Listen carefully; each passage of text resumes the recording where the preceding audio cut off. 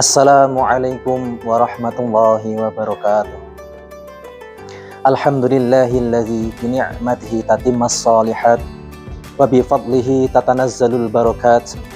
Nahmaduhu subhanahu an waffaqana li ihtimami awqati hadzal syahril harami ala khairi wajhin.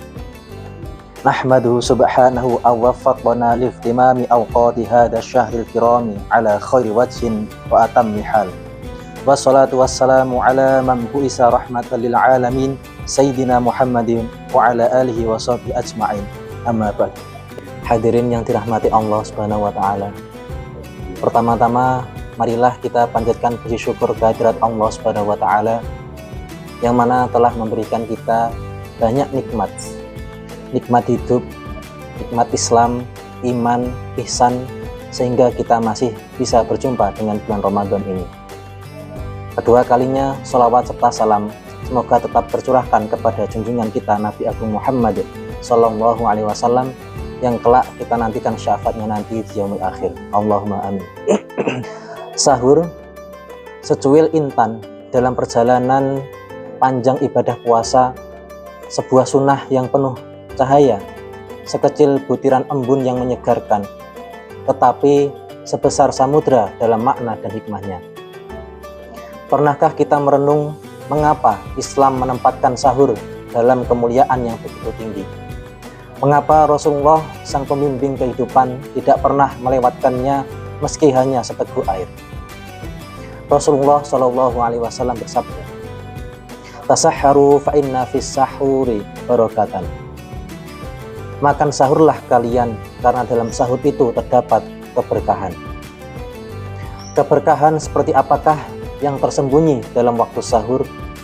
Bukan hanya bertambahnya kekuatan jasmani, tetapi juga bertambahnya kekuatan rohani seperti ketenangan, kedamaian, dan pertolongan Allah dalam menjalani ibadah puasa.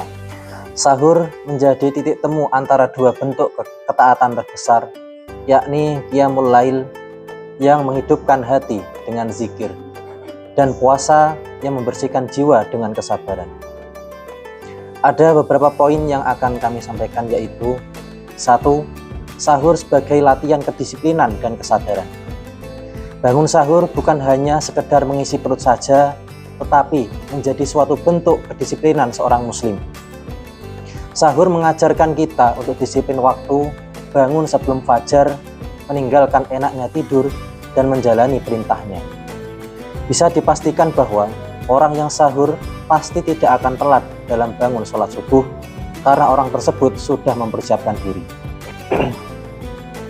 Selanjutnya, sahur itu sebagai bentuk perlawanan karena yang akan dilawan bagi seorang muslim bukan hanya rasa lapar dan haus, tetapi juga hawa nafsu.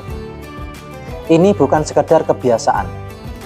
Disiplin ini juga mengajarkan kita tentang persiapan dan strategi. Puasa bukan hanya sekedar menahan lapar dan dahaga, tetapi sebuah pertempuran melawan hawa nafsu yang membutuhkan persiapan mental, fisik, dan spiritual. Bagaimana mungkin seorang berperang tanpa senjata? Bagaimana mungkin seseorang menghadapi tantangan tanpa bekal? Yang kedua, yakni sahur sebagai identitas muslim. Dalam hadis disebutkan, faslu ma baina siyamina wa siyami ahlil kitabi aklahus sahari. Pembeda antara puasa kami dengan puasanya ahlul kitab adalah makan sahur. Lihatlah betapa Islam adalah agama yang penuh kasih dan kelembutan. Ia tidak hanya memerintahkan ibadah, tetapi juga memberikan kemudahan. Yang ketiga, sahur sebagai bentuk syukur dan kesadaran akan nikmat. Saat kita menyantap makanan di waktu sahur, mungkin kita tidak merasakan betapa berharganya setiap suap yang masuk ke perut kita. Namun, beberapa jam setelahnya, ketika siang mulai terik dan tenggorokan mulai kering, barulah kita menyadari betapa mahalnya seteguk air, betapa nikmatnya sesuap nasi, betapa berharganya kesehatan yang sering kita sepelekan. Sahur adalah latihan kesadaran, bukan hanya tentang makanan, tetapi tentang nikmat Allah yang melimpah di sekitar kita.